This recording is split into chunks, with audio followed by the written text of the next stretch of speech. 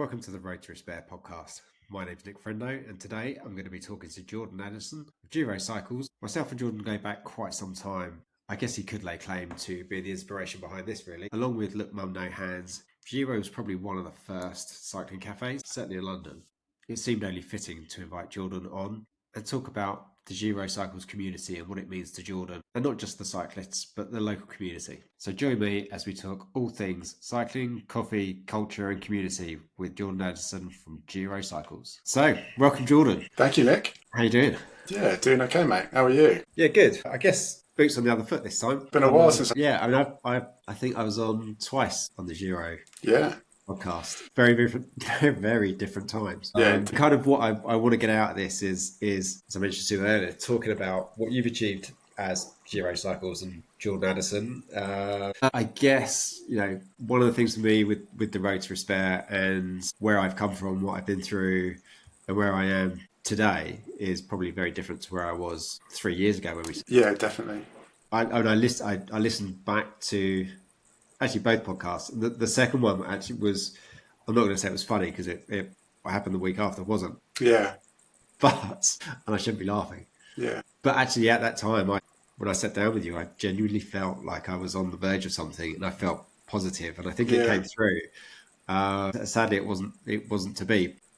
Ever since then, and actually probably since day one, I'm trying to think how long I've known you and Giro because it probably goes back, I don't know. Yeah, when I first met you, you were still at Sigma/La Fuga. It was probably past that, actually, I reckon, maybe. I left Sigma in 2012, so it was probably La Fuga and buzzing around what you now call gravel trails on my cross bike. Yeah.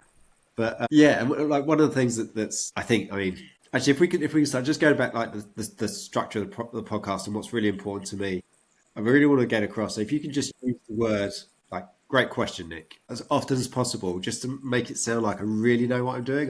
Sure. Yeah. Let's start at the start. So why did you start Giro? Yeah, it's a good question. So we started in 2013, and really the genesis of the idea was, wouldn't it be great if there was a place where riders could meet early? Because, been cycling for a long time. And, like when we meet up on Saturday mornings, it was always outside a closed coffee shop or restaurant, and then we'd come back later and it'd be open. So it's just like this kind of very sort of simple thought. And back at the time, cycling cafes weren't really as big of a thing as they are now. I mean, look, there were definitely a few around. I mean, I can count three that I know of. There may have been others. One was in London, which was Look Mum No Hands, which, Sam and the team there, were definitely a big inspiration behind it. Yeah, I mean, that was really iconic. Oh, incredible. Yeah, it was devastating when they closed. And the other was in Rhondda up in Edinburgh, which is this great shop, really cool cafe. It used to be in this old butcher's, and they had like a shop on the other side. My business partner, who I founded Giro with, he'd been working in cycling for probably 15 years. So he very much kind of brought the cycling side of it. Initially, we kind of thought it was going to be a bit more retail than cafe. But I really latched on to this idea of, no, it has to be a cafe. It has to be a bit of a hub, a community, or rather a place, a physical place where a community can really grow and flourish. And, I come from like a bit of a creative and a design background. So we put a lot of attention into the branding, and really where sort of, I suppose, my passion really fell into it was creating an environment where people felt at home, creating an environment where people feel that they could be a part of something. For us, the barrier to entry has always been, and hopefully will always be, very low. You don't need to become a member. Literally, our door is open. And from day one, that's what it's always been about. It's the fact that you are welcome as you are. And from a business standpoint, we really built it on this understanding that it needs to be relational and not transactional. So it's not about the money that people spend. It's just about the person. And we've kind of built it on that. And look, we've been going 12 years. It's been extremely hard over those 12 years. And we've learned a lot. I'd say we've made some mistakes in the past as well. But the premise of Giro hasn't changed, where it's really about people and it's about human connection. And I think even now, going deeper and deeper into this digital world that we live in, I think human connection is even more important now than it ever has been. And it's something that it's a cause that I'll continue to champion in whatever way possible. So obviously you've been through you're in a challenging industry, full stop. We're actually in two challenging industries. Yeah, if you could pick two businesses. Yeah, I've picked some great ones. Yeah, yes, cycling and cycling, hospitality. Yeah. Yeah, what were you thinking? Who knows? You made it through the pandemic. Many people didn't. Yeah. And I think you probably, if we look back at the waves that cycling goes through, we had the cycle to work scheme wave, we had the Olympics wave, Tour de France wave, and just boom after boom after boom. Then it all starts to get a little bit more challenging, and some people start looking around and realizing that I'm thinking this is back in 2019. A few folks are going, how am I going to make it to 2020? Yeah. And then the pandemic hits. And on the one hand, some businesses are like, oh my God, we're hospitality. How are we going to survive? And then cycling businesses have got queues out the door. Yeah. And everyone's like, oh, we're rescued again. So we get more brands, more cafes, more this, more.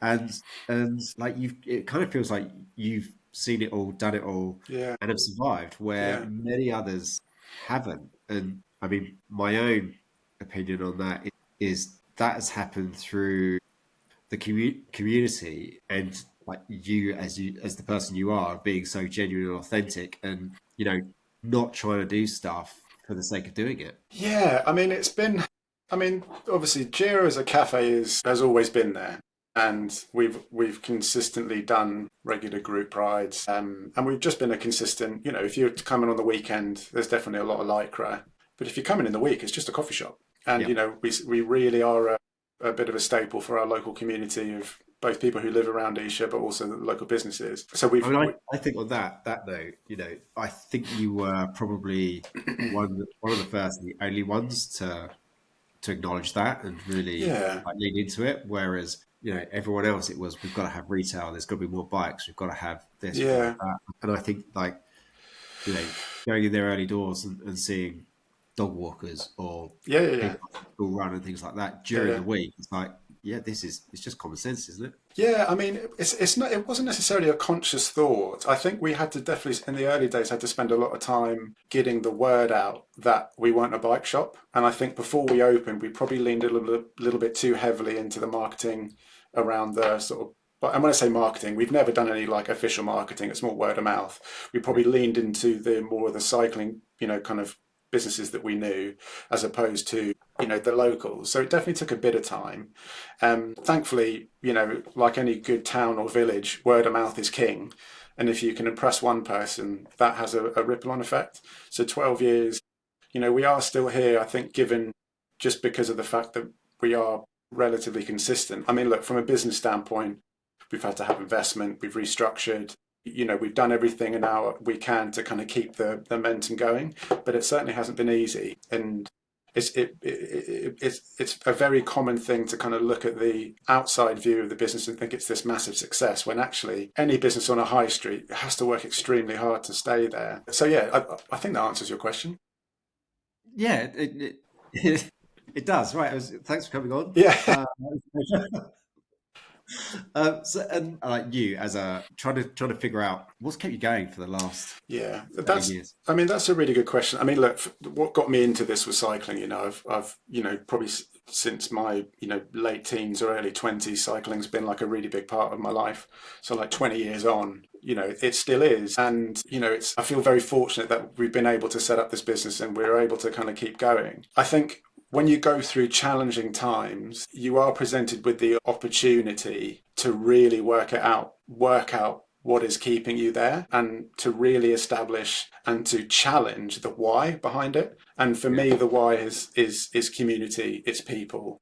If I look back on the last 12 years of all the things that has given me the biggest dopamine hit, so to speak, is not the amount of coffees that just ruined my next question. So go on. It's not the amount of coffees that we've served. It's those moments where people have left either feeling a certain way or have left with something that they can take with them on like a personal level. And that can be everything from somebody meeting a group of friends and then building like a friendship group around that, all through the physical space that we've created in Giro. Or it could be, in recent years, our Gravelfest event, where we really put the emphasis not on the ride, we put it on the people you're doing it with and essentially the party at the end of it. It's when people leave saying, I've had the best time. For me, that's more important than anything else, and that's got nothing to do with how much profit we've made. Now, the challenge has been, well, how can we turn that into profitability? But that's definitely the why behind I do what I do. And in the future, I hope that I'll still be able to kind of really work in that environment where you are creating environments for people to have a real experience and take something, away with it. And you might just answer the question anyway, but I'll ask it. Along with Gravelfest, have you got any real sort of pinch me moments where you've just been, shit, didn't see that coming. That was amazing. Yeah, look, there's a few that comes to mind. I think it's reinforced for me the importance, or rather, no, it's easy to take for granted people and community. And the reason I say that is because it's easy to take it for granted if you are in it or a part of one. But the impact it has for people who have maybe on the outside through either personal situations or just maybe they're going through a difficult time, when they feel safe enough to come into an environment and then open up of themselves, that's really powerful. Like there was one guy, I won't mention his name, and I think I've spoken about him in previous podcasts, but he was this guy that would come in on Sunday afternoons, and he just started coming in every week, and he was quite standoffish initially, but started having conversations with him. Turns out he's a cyclist, and he's just starting, but he doesn't really have anybody to ride with. I encouraged him to come on one of our shop rides. He did. Long story short, he really becomes a central part of our kind of like local riding community. A couple of years later, he pulls me aside, and I don't do any of this for any sort of plaudits, but it's more a case of the importance it was for him. What I didn't know was at that time he was going through a really difficult personal time where he was questioning his existence. He was questioning, what it's all about. And just the very simple act of him meeting some other like-minded people and forming friendships, it just gave him a boost that he needed in his life. And he changed his jobs on the back of that.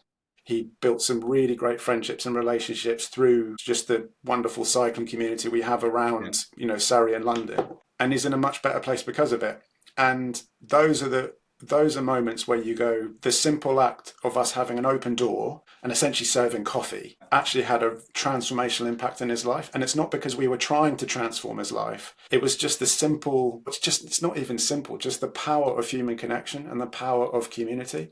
And for me, those are the moments where it just makes all the hardships that you go through trying to run a business, it makes all the worthwhile for that one person. Yeah, I mean, like the thing that's kind of just dawned on me, I guess, as you've been saying that. So I've known about and been a part of the Giro community and seen what you do and seen how it impacts people. And that's going way back before brands were throwing the word community around. Yeah, you're right. And now it feels every running brand, every cycling brand, it's probably in other sports as well, uses the word community as a marketing tool. Whereas Giro and what you've done, we can talk about your community for hours on end, but essentially that's what people are looking at and trying to replicate. But I think because it doesn't have that authenticity and it's something that they're trying to create and sell, as opposed to something that is established and is organic. And I don't think you ever walk through the door of a cycling cafe with the intention of, I want to be a part of something. But you'll quite often, and my experiences with you guys, is you'll go in for a coffee and it will just evolve into it. Yeah. So you'll go on the rides, you'll meet people, and it's very, very natural. And I think that's what everyone's aspiring to achieve, but it's very, very difficult to do. Yeah, I mean, it definitely can be difficult because we live in a world and a society where in order for us to have an open door, we have to make money and you have to, make profit. And that's the challenge. That's been the hardest part for me over the last 12 years. is I've had to learn the hard way how to run a business, and it's not easy. So the community has almost been a bit of a relief from that. But I mean, I've also seen the trend of brands, and you see it on LinkedIn a lot around the importance of community, and I welcome it. I think it's a really, really good thing. My job. Yeah, but I mean, even if brands are, even if it is just a marketing ploy, who cares? Like it is putting the human connection at the center of it, and I really believe that it's good for brands to not put profitability as their number one. I think you need to have that human interaction because it also builds trust. It builds the belief in brands, and I believe that brands can, if they put a little bit of energy into, it's not giving back, but just kind of meeting people where they're at. I believe that builds trust, and from a commercial standpoint, that starts to extend the lifespan of their customer, and I think it's great. I mean, I remember when we first opened, there was a couple of people that said, are you sure you want to do this? They said the high street's dead. And I would really push back on that because I'm like, the high street might be dead from a retail perspective. Yeah. But I believe that it is on businesses, the onus is on businesses who have a high street or a physical location to create an experience, or to create an environment that brings people through the doors where they can like leave with something. I mean, in the future, I would love to work with brands more to give them that, that experience for customers, either being a physical shop or a pop-up or, an activation, because those are the things that you go out and talk about. And there's been loads over the years. Do you remember like a few years ago, this is maybe 10 years ago, Clee did a 3-month kind of pop-up in London. It was so simple, but it was brilliant because it just brought people together around a brand. And it was, for me, I still think about those, I think we went up a couple of times, but I think that that's what brands should be doing more and more, is just creating spaces for people to connect on whatever level. I think it's brilliant. Lower the bar to entry, allow more people to come through the doors. Yeah, I mean, I didn't want to use this podcast as a mouthpiece for what I do. Well, why not? Essentially, no, I've been hosting rides now since I started there, and we now turn up to a Saturday ride, and we might have 50 people. Brilliant. And I'm looking around thinking, how many of our products are people wearing, riding? There's not a lot. We've only really been established in the UK, I guess, it's 18 months, but it feels like we've only just arrived and we're starting to scratch the surface. There'll be, along with myself and the people that support me, I've got a great team of 10 ride leaders, like watching them engage with customers. And it's not, I'm not trying to get those ride leaders, or I'm not trying to sell bikes on those rides. Yeah. I'm not trying to. Yeah. I don't need to see everyone wearing our jerseys and helmets. Yeah, it'd be nice. But I know we're out with people, and if they want to ask a question or if they want to come along to a Van Rysel ride, we buy them a coffee and stuff and love chat it. about just riding bikes. Love it. Yeah. That's great. It's important. Because you're not seeing somebody, you're not valuing somebody because of the money they're going to spend with you. I mean, look, you hope one day you buy a bike, but that's not the starting place. The starting place is, let's just have a coffee, because this is just it's human interaction. It's just being a person as opposed to feeling a part of a transaction. I think it's really important. What have you? I mean, I was going to say, what have you found the most challenging thing? Like, not as a business, but just personally, because you've just kept going and going and going. Yeah. And going. I mean, look, the truth is, Nick, it's in particular the last couple of years have been really challenging personally, because when it's also been a big learning process, because I started this, I was 29, and the reality is I didn't have a clue. I didn't have a clue what I was doing. So all along the journey and through the challenges, you're learning. What was your experience beforehand? What were you doing before? So I studied music at university. And tried to give that a go to be a professional bass player, but that didn't really work out. I kind of fell into doing creative media, so that could have been music production, but actually what I did a lot of was video production. So I was doing editing, a bit of animation, web design. I started working for myself, and kind of that carried on. I then had a job doing essentially youth work, so I was using creative media to engage young people. And then started Giro, and the rest is history. Has the youth work impacted what you do? And I think I've always I think I've always had we all have the things that excite us the most. And I think for me, what I get really, and I still get really excited by, is just the importance of community. And I remember watching this film. It's like a documentary. Oh, I can't remember what it's called. It was actually about this like surfing gang in Australia. But there's a scene at the end where they're all like together. And I remember just getting goosebumps watching it. And it was because it was just so simple, and it was just the importance of genuine, open, vulnerable friendships. And I've just always wanted to create that kind of space for people. So that's what we were doing with the youth. And then without necessarily realizing that's what we started to do with Giro, it was about the people. And I believe that, not to get too heavy or deep into it, even through the challenges, it's just putting that importance on human connection. And for me, that's something that will always be sort of like I paramount. mean, we've talked about it countless times before, but Yeah, the way that cycling enables those yeah. Oh, it's conversations brilliant. And without but being. you mentioned it earlier. You're seeing it in running as well, and I think it's great. And I think what's nice about running is it's a really low barrier to entry. You don't have to buy a bike. You have to buy a pair of shoes. Well, you don't even need to buy a pair of shoes, but it's advised Probably if you want you to buy a keep pair of it. shoes, then you buy six more pairs of shoes.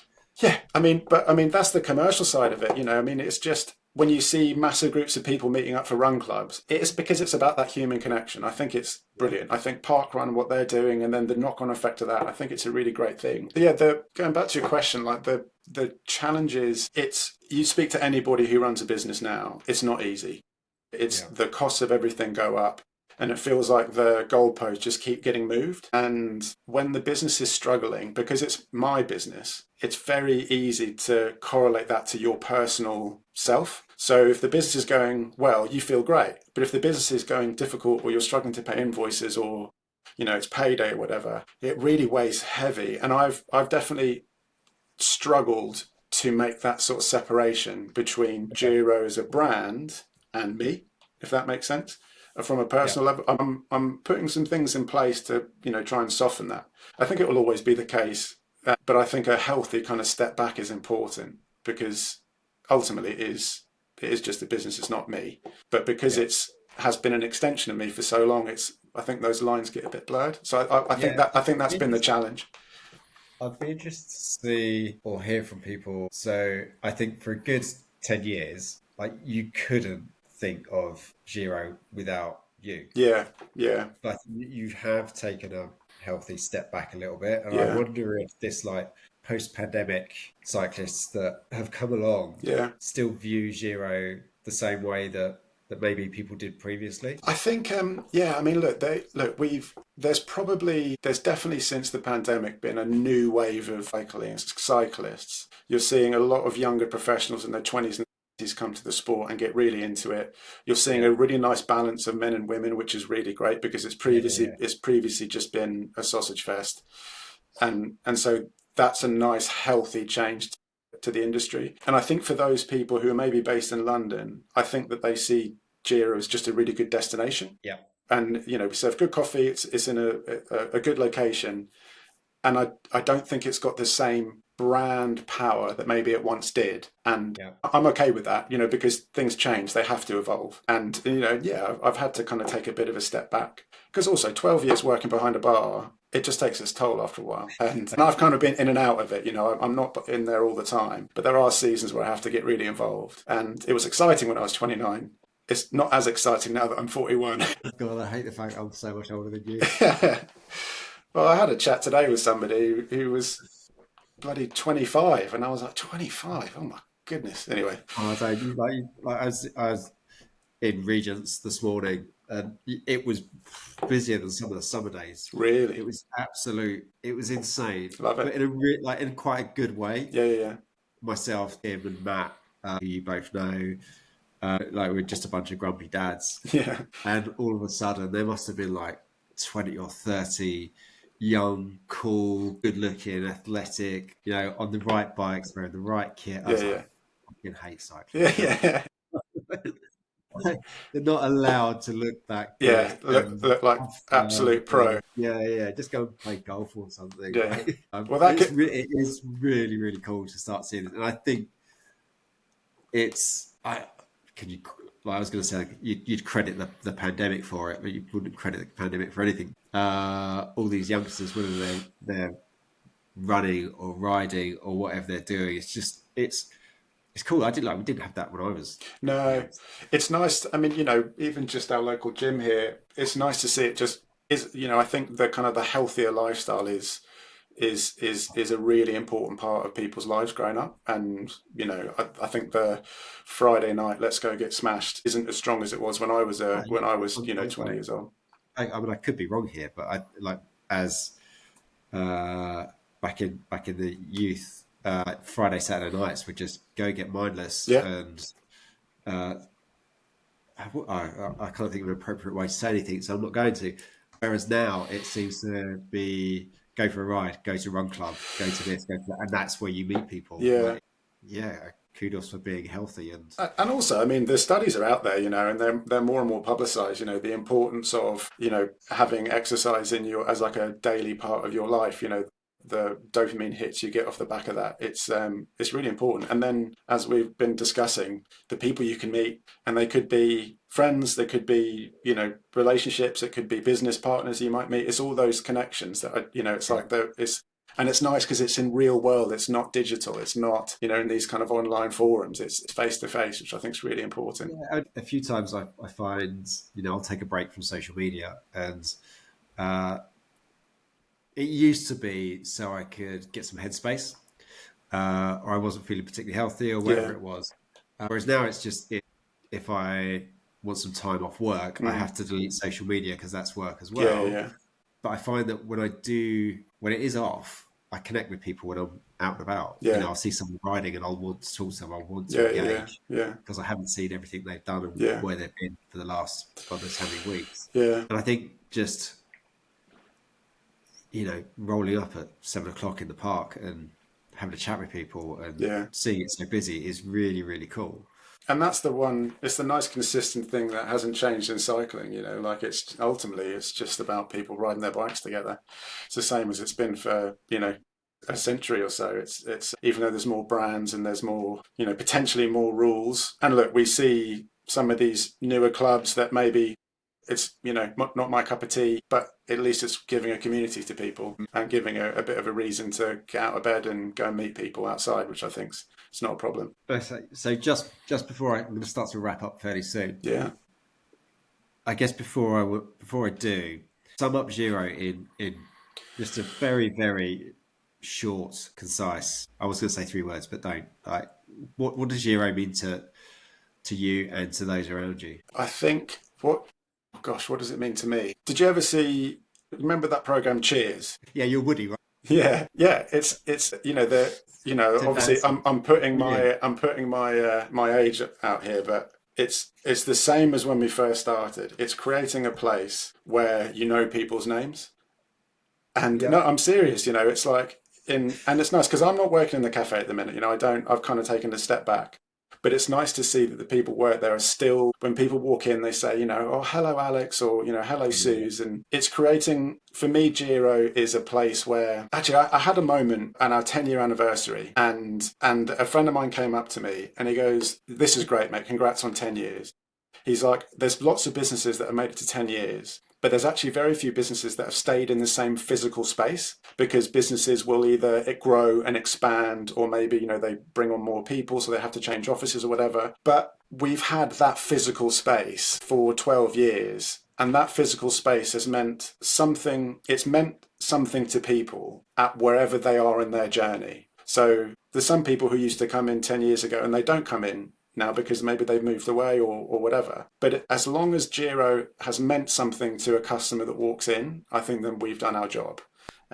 So to kind of to summarize, Giro is a place for people, it's for community, and it's a local hub. That's basically the best way you can put it. We use cycling as our vessel, and we have bikes and workshop and all that, but ultimately it's just it's a local community hub, and that's it. I think that's it's something you've absolutely nailed. I'm very proud of that. Oh yeah, that was you've just taken the words right out of my mouth. You should be immensely proud, like making it as long as you have in the industries you have, and that's real credit to you for being the man that you are. Well, I appreciate you saying that. Um, Thank you. and kind of long may it last, I guess. Yeah. As long as I'm not behind the bar, then long may it last. All right, mate. Well, thanks for this. I really appreciate it. Well, thank you for having me on, and you're the first. well, good luck with all your other guests, mate. And I hope this is better from here. Yeah, so. Yeah, I appreciate it, mate. Cheers, man. Take care of yourself, and as ever, I guess I will see you at some point over the weekend. Lovely. Cheers, Nick. All right, mate. Take care. So to sign off, I want to say a massive thank you to Jordan for being my first guest on the show. Thanks for listening. Hopefully, over the coming weeks, I'll be able to share a few more episodes with like-minded people from the cycling industry, community leaders, designers, brands, and friends. So please sign up, subscribe, do whatever you need to do to get access to that. You can follow us on Instagram at ascend.cc, join some of our rides on Strava, and sign up to the newsletter on the website.